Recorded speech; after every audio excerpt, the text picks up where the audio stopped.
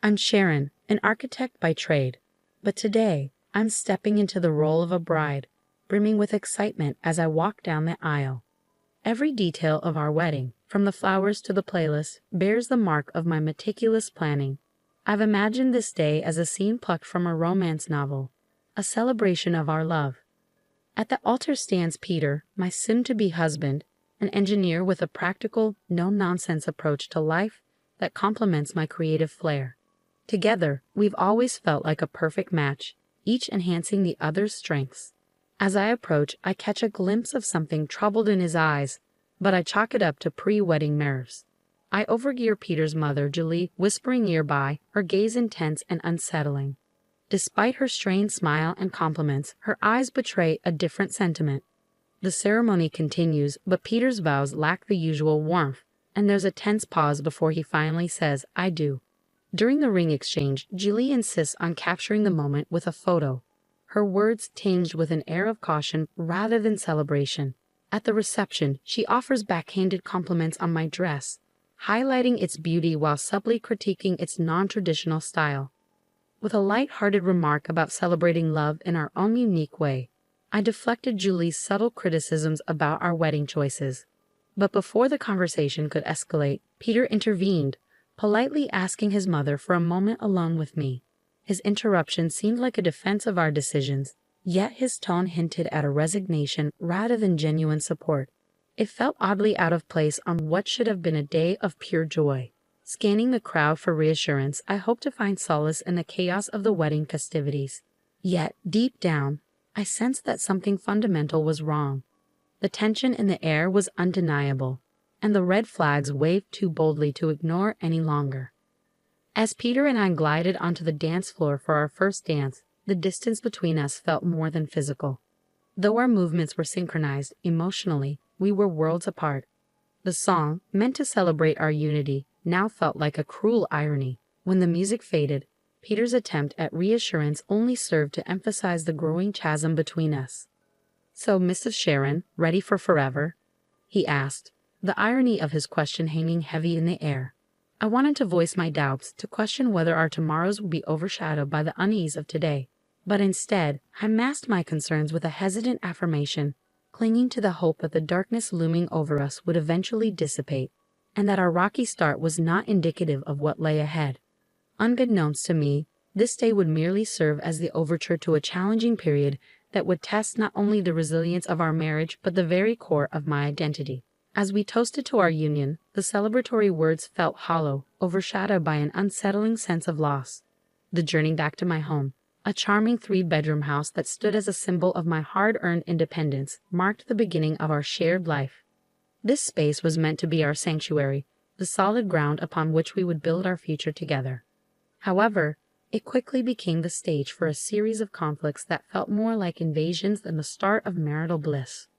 Julie, residing just a short distance away, began to visit with alarming frequency, often uninvited. Her criticisms were relentless, targeting everything from my culinary endeavors to the decor of our home. Whether lamenting the flavor of my dishes or the choice of bathroom tiles, her complaints were diverse but equally cutting. Peter's attempts to mediate were feeble at best, appearing more for show than genuine protection. Julie's intrusions became a regular ordeal, each visit an opportunity for her to assert dominance through thinly veiled insults and critiques. The pivotal moment arrived one afternoon when Julie showed up with suitcases in hand, her intentions clear and her sense of entitlement palpable. This wasn't just another visit, it was an invasion, threatening to smother the life out of our fledgling marriage. "I'll be staying here now," she declared, breezing past me to deposit her luggage in my favorite cozy corner by the window, my haven for quiet reflection and reading. "This spot will suit me just fine," Julie proclaimed, her tone leaving no room for argument. I turned to Peter, my eyes pleading for him to intervene, to uphold the sanctity of our home. This was a decision we should have made together. Sensing an opportunity, I called Peter aside, my voice trembling. "This is our home. Shouldn't we have discussed this first?" His gaze met mine, devoid of the warmth and affection that once filled it. "Mom's getting older, Sharon. It's not right for her to be alone. She needs to be with family," he explained, emphasizing the word family in a way that made me feel like an outsider. "So I'm not family? Is that what you're saying?" The words barely escaped my lips before tears welled up, a mix of hurt and frustration. Peter quickly responded, his patience wearing thin. You know that's not what I mean. But I owe her this. What about us? What about what we owe to each other?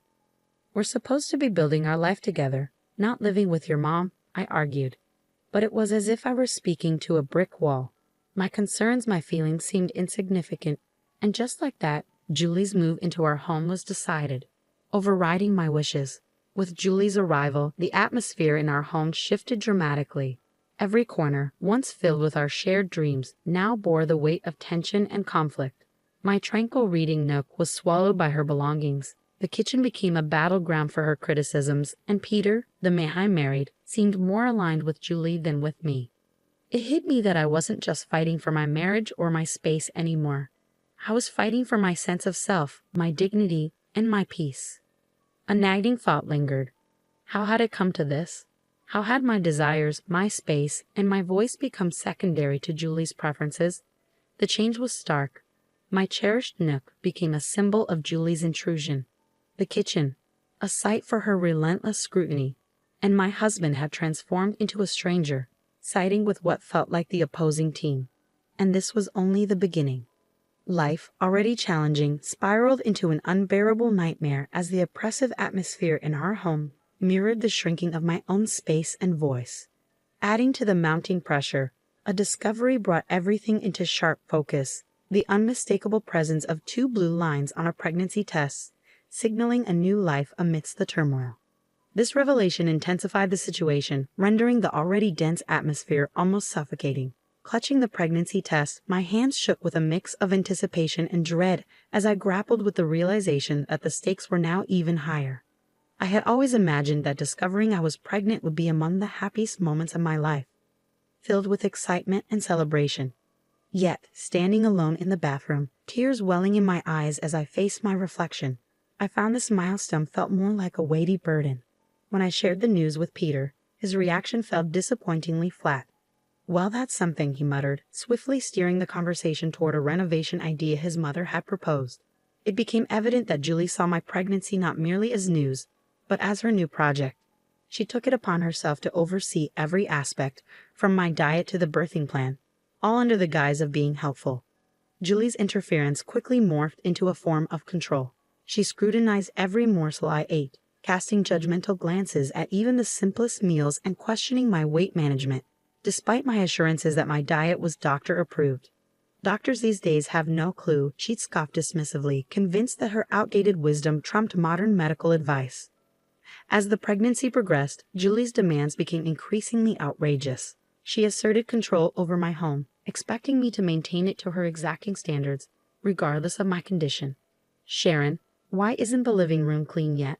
She would demand from her perch in my once tranquil reading nook, now usurped as her headquarters for endless phone scrolling and TV watching. My pleas for rest fell on deaf ears, with Julie dismissing pregnancy as no excuse for laziness. Peter's silence during these exchanges only exacerbated the tension. His lack of support became glaringly apparent, particularly during a dinner that devolved into an argument over baby names. Julie's harsh critique of my chosen name was the final straw. Enough, Julie. This is my child, and I will decide how to name them, I countered, my patience worn thin. Her response was one of indignation, as if my assertion of control over my own life was a personal affront. Peter's attempts at mediation, siding with his mother and dismissing me as emotional, widened the rift between us. I was left feeling more isolated than ever, trapped in a home that had become a battlefield where my voice seemed to matter less and less. It was no longer just about choosing a baby name. It was about reclaiming my autonomy, my dignity, and the sense of belonging that had been systematically eroded by Julie's overbearing presence.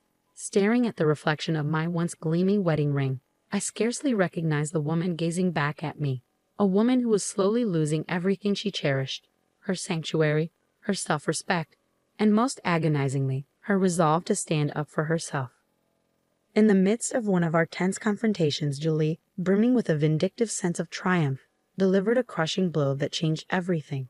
She icily suggested that maybe I didn't belong in their family if I couldn't handle a simple family disagreement. Peter's response, or lack thereof, was perhaps the most agonizing part. His silence spoke volumes, conveying that my suffering wasn't just beginning. It had been my reality for far too long. Days blurred together as I navigated through a house that no longer felt like mine, holding on to the only beacon of hope left, the life growing inside me. Yet even this small solace felt threatened in the toxic environment I found myself in. The breaking point arrived on a chilly evening during yet another agonizing family dinner. Despite my efforts to prepare a flawless meal, Julie's criticisms were relentless, attacking everything from the seasoning to the preparation. Her words felt like physical blows, each comment chipping away at my already fragile confidence. But it was her next jab that pierced the deepest, questioning my ability as a mother based on my supposed failure to manage household chores. Peter's acquiescence was the final straw, pushing me past my breaking point. Fueled by a potent mixture of anger, pent-up resentment, and sheer desperation, I found my voice. Step it up? I've been carrying our child, managing our home, and enduring endless criticism from your mother, and you're telling me to step it up. The shock on their faces spoke volumes, but I was beyond caring. For too long, I had allowed myself to be diminished and demeaned, but in that moment, I reclaimed my voice. I'm done. I can't do this anymore. The clarity of my decision cut through years of suppression like a beacon of light. It was a declaration of my refusal to endure any more disrespect or emotional torment. I was prepared to fight for myself, for my child, and for a future liberated from the shadows that had clouded my life. As I spoke, my voice trembled with emotion, yet I remained resolute in my stance. I refused to raise my child in an environment where their mother was constantly undermined. If this is your idea of family, then count me out, I declared, my words ringing with finality as I rose from the dinner table, leaving behind their stunned silence. Gathering only the essentials, I made my way to the door, my hands shaking as I reached for the handle, eager to escape the oppressive atmosphere. Julie, ever the provocateur, seized the moment to deliver her most cutting remark yet. And where do you think you're going? This is Peter's house, not yours. Pausing, I turned to face her, my resolve steeling. Actually, Julie, this house is mine. I bought it. I decide who stays and who goes. Peter's voice broke through, laced with desperation. Sharon, please, let's talk about this. But I was beyond negotiation. There's nothing left to discuss. I replied, my tears a testament to the pain of my decision. Stepping out into the cold night felt like embarking on a new chapter of my life, one filled with uncertainty yet also tinged with a profound sense of liberation. The closing door behind me marked the end of a tumultuous saga, a final farewell to a life I could no longer endure. With each step, a mix of pain and determination coursed through me, fueled by the urgent need to reclaim my autonomy.